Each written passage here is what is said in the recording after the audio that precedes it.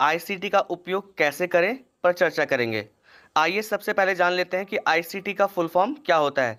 तो आईसीटी का full form होता है इंफॉर्मेशन एंड कम्युनिकेशन टेक्नोलॉजी, अर्थात सूचना और संचार प्रौद्योगिकी।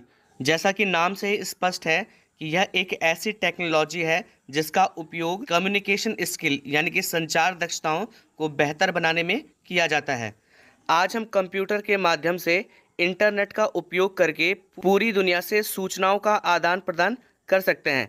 यह सब आईसीटी की वजह से ही संभव हुआ है।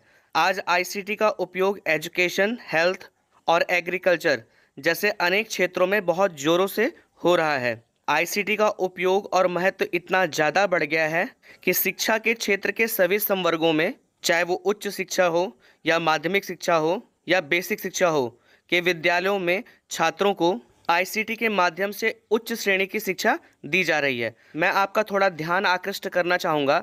आईसीटी एक ऐसी टेक्नोलॉजी है जो इंफॉर्मेशन टेक्नोलॉजी में कम्युनिकेशन स्किल को साथ में जोड़ने से बनती है। अब कम्युनिकेशन स्किल का मतलब यहाँ पर ये हुआ कि टेलीफोन लाइन या जो वायरलेस सिग्नल होते हैं उनको कम्युनिकेशन स्किल्स में लिया जाता है।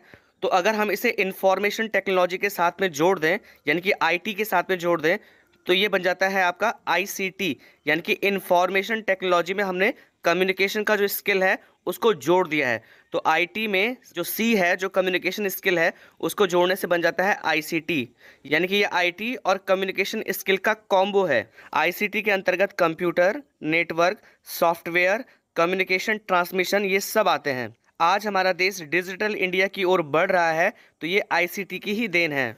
आज पाठ्य पुस्तकें, आसपास का परिवेश, कक्षाओं की चार दीवारी और बाह्य परिवेश बच्चों के अधिगम संप्राप्ति में महत्वपूर्ण भूमिका निभाता है। इसके साथ ही साथ हमें यह भी सुनिश्चित करना होगा कि बच्चा स्वयं सीखने वाला, आत्मनिर्भर, समीक्षात्मक और रचनात्मक होना चाहिए। यहाँ पर स्वयं सीखने वाले से मतलब है कि बच्चा अपने आप सीखने वाला होना चाहिए, यानी कि खुद से करके सीखने वाला होना चाहिए। आत्मनिर्भर मतलब उसके अंदर सेल्फ कॉन्फिडेंस होना चाहिए। समीक्षात्मक, किसी भी विषय वस्तु की समीक्षा करने वाला, उस पर प्रश्न बनाने वाला होना चाहिए। और रचनात्मक मतलब क्रिएटिव होना चाहिए, उसके अंदर ये गुण होने चाहिए। इसमें आईसीटी एक महत्वपूर्ण रोल अदा कर सकती है। आईसीटी बताता है कि डिजिटल सूचना का निर्माण कैसे करना है, जिसका उपयोग विद्यालयी शिक्षण में किया जाए, जिसे इस चित्र की सहायता से बताया गया है।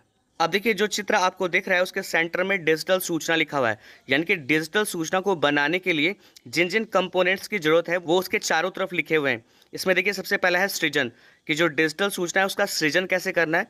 तो इसका सृजन आप लैपटॉप के थ्रू कर सकते हैं, स्मार्टफोन के थ्रू कर सकते हैं, कैमरे के थ्रू कर सकते हैं। आप इसको वीडियो की फॉर्म में बना सकते हैं, आप इसको ऑडियो की फॉर्म में बना सकते हैं, आप इसको पीपीटी की फॉर्म में बना सकते हैं। इसमें अगला जो है वो है संग्रहण, कि आप इसका संग्रह कैसे करेंगे। तो आप इसका संग्रह पेन ड्राइव में कर सकते हैं, एसडी कार्ड में कर सकते हैं, मोबाइल के स्टोरेज में कर सकते हैं, गूगल ड्राइव में कर सकते हैं, आप इसे यूट्यूब पे डाल सकते हैं, आप इसे फेसबुक पेज पे स्टोर कर सकते हैं, आप इसे व्हाट्सएप मेमोरी पे भी सेव कर सकते हैं। इसमें जो है वो है अगला पुनः प्राप्ति, कि आप इन सूचनाओं को कैसे प्राप्त करेंगे। तो जो ऊपर संग्रहण में जो जो फॉर्म्स बताई गई हैं आप उनके थ्रू इसे फिर से प्राप्त कर सकते हैं।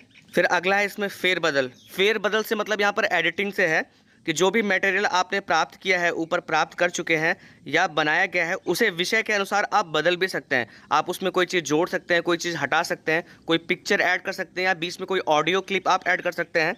इसमें जो अगला है वो है प्रेषण, कि आप इसका प्रेषण कैसे करेंगे, यानी कि आप अगर एक जगह से दूसरी जगह भेजना चाहते हैं या आप बच्चों के साथ में शेयर करना चाहते हैं तो वो आप कैसे करेंगे। तो आप इसे ईमेल के थ्रू, व्हाट्सएप के थ्रू, फेसबुक के थ्रू, या अगर आप अपने कक्षा कक्ष में इसे प्रेषित करना चाहते हैं तो आप प्रोजेक्टर के थ्रू, लैपटॉप के थ्रू या अपने मोबाइल फ़ोन के थ्रू आप इसे प्रेषित कर सकते हैं। और सबसे अंत में आता है इसमें प्राप्ति। अगर आप इन सूचनाओं को रिसीव करना चाहते हैं कहीं बाहर से या किसी अन्य व्यक्ति के माध्यम से इसे रिसीव करना चाहते हैं तो आप उसे कैसे प्राप्त करेंगे। तो वो भी आप ईमेल के थ्रू या वीडियो क्लिप्स के थ्रू या व्हाट्सएप मैसेज के थ्रू या फेसबुक शेयर के थ्रू आप इसे प्राप्त कर सकते हैं। बच्चों के संपूर्ण विकास के लिए एक शिक्षक में जो गुण होने चाहिए उसे इस वेन डायग्राम से समझाया गया है।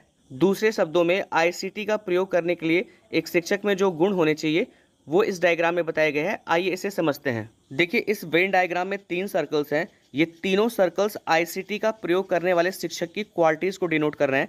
इसमें जो पहला सर्कल है उसमें लिखा हुआ है तकनीकी ज्ञान, यानी कि टीके, टेक्निकल नॉलेज। इसका मतलब ये है कि आईसीटी का प्रयोग करने वाले शिक्षक के पास में टेक्निकल नॉलेज होना चाहिए।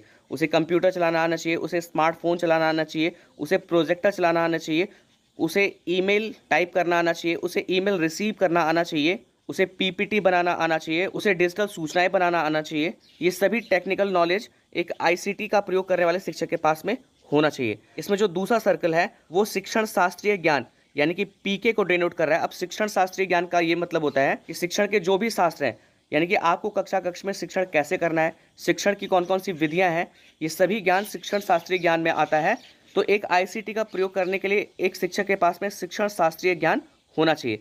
अब देखिए इसके बीच में जो कॉमन पार्ट है जिसे एक एरो से शो किया गया है, वो एक ऐसे शिक्षक को डिनोट करता है जिसमें ये दोनों गुण होते हैं, यानी कि टीके और पीके दोनों होता है। तो देखिए इसके कॉम्बिनेशन को टीपीके लिखा हुआ है, यानी कि तकनीकी शिक्षण शास्त्रीय ज्ञान को डिनोट करता है। तो ये जो मिड का कॉमन पोर्शन है ये उस शिक्षक को डिनोट कर रहा है जिसके पास तकनीकी ज्ञान भी है और शिक्षण शास्त्रीय ज्ञान भी है। इसमें जो तीसरा सर्कल है वो विषय वस्तु ज्ञान यानी कि सीके यानी कि करिकुलम नॉलेज को डिनोट करता है, यानी कि आईसीटी का प्रयोग करने वाले शिक्षक के पास में विषय वस्तु का ज्ञान भी होना चाहिए। अब यहाँ पर विषय वस्तु ज्ञान का मतलब ये है कि आप जो भी विषय वस्तु लेकर कक्षा कक्ष शिक्षण कर रहे हैं उस विषय वस्तु के बारे में आपको अच्छे से नॉलेज होनी चाहिए। अब देखिए शिक्षण शास्त्रीय ज्ञान और विषय वस्तु ज्ञान का जो कॉमन पार्ट है उसे आप कहेंगे पीसीके यानी कि शिक्षण शास्त्रीय विषय वस्तु ज्ञान।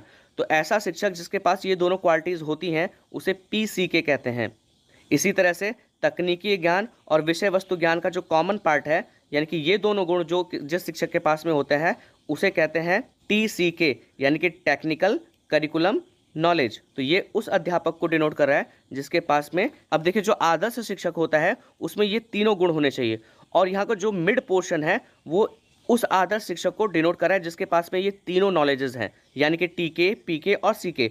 तो ये जो आदर्श शिक्षक है इसे आप कहेंगे टीपीसीके यानी कि तकनीकी शिक्षण शास्त्रीय विषय वस्तु ज्ञान। तो आईसीटी का प्रयोग करने वाला जो शिक्षक होता है उसकी जो पोजीशन के पास में ये तीनों नॉलेजेस हैं, यानी कि टीके पीके और सीके। तो ये जो आदर्श शिक्षक है इसे आप कहेंगे टीपीसीके यानी कि तकनीकी शिक्षण शास्त्रीय विषय वस्तु ज्ञान। तो आईसीटी का प्रयोग करने वाला जो शिक्षक होता है उसकी जो पोजीशन है वो ये मिड का जो कॉमन पार्ट है वो है। अब आइए बात करते हैं कि शिक्षण अधिगम एवं मूल्यांकन में जो आईसीटी के मानदंड है वो कौन कौन से हैं। तो इसके 4 मानदंड हैं। इसमें जो पहला मानदंड है वो है विषय वस्तु का स्वरूप।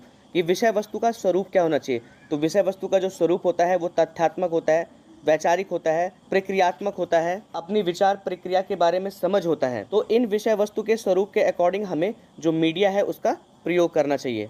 इसमें जो दूसरा मानदंड है वो है संदर्भ, कि किसी भी विषय वस्तु को समझाने के लिए उसका संदर्भ कैसे बनाया जाए, उसकी व्याख्या कैसे की जाए, ये इम्पॉर्टेंट है। इसमें जो तीसरा मानदंड है वह है शिक्षण अधिगम के तरीके, कि जब भी हम कक्षा कक्ष शिक्षण करते हैं और बच्चों से जो उनकी अधिगम संप्राप्ति है उसे प्राप्त करने की कोशिश करते हैं तो उसके जो तरीके हैं वो कौन कौन से हैं। और इसमें जो चौथा मानदंड है वो है तकनीकी उपकरण और ई सामग्री, कि शिक्षण अधिगम एवं मूल्यांकन में जब हम आईसीटी का प्रयोग करते हैं तो उसके लिए हमें तकनीकी तौर पे, उपकरण के तौर पे, और जो हमारे पास ई कंटेंट है उसकी हमें अच्छी नॉलेज होनी चाहिए। अब देखिए यहाँ पर जो ई कंटेंट की बात की जा रही है तो ई कंटेंट में जो जो कंटेंट आते हैं वो हैं, इसमें सबसे पहला है विषय यानी कि टेक्स्ट। आप जो भी विषय वस्तु को लेकर कक्षा का शिक्षण कर रहे हैं उसका टेक्स्ट आपके पास में होना चाहिए। छवि यानी कि उससे रिलेटेड आपके पास इमेज हो सकती है, ऑडियो उससे रिलेटेड ऑडियो क्लिप्स हो सकती हैं, वीडियो उससे रिलेटेड विजुअल क्लिप्स हो सकती हैं, संवादात्मक इंटरेक्टिव किसी के द्वारा उस विषय वस्तु पर कही गई कोई स्पीच हो सकती है, एनिमेशन उस विषय वस्तु से रिलेटेड एनिमेशन हो सकता है, छद्म परिस्थितियों में प्रयोग सिमुलेशन, प्लस सिचुएशन में इसका प्रयोग कैसे किया जाना है उससे रिलेटेड कोई सेम कंडीशन।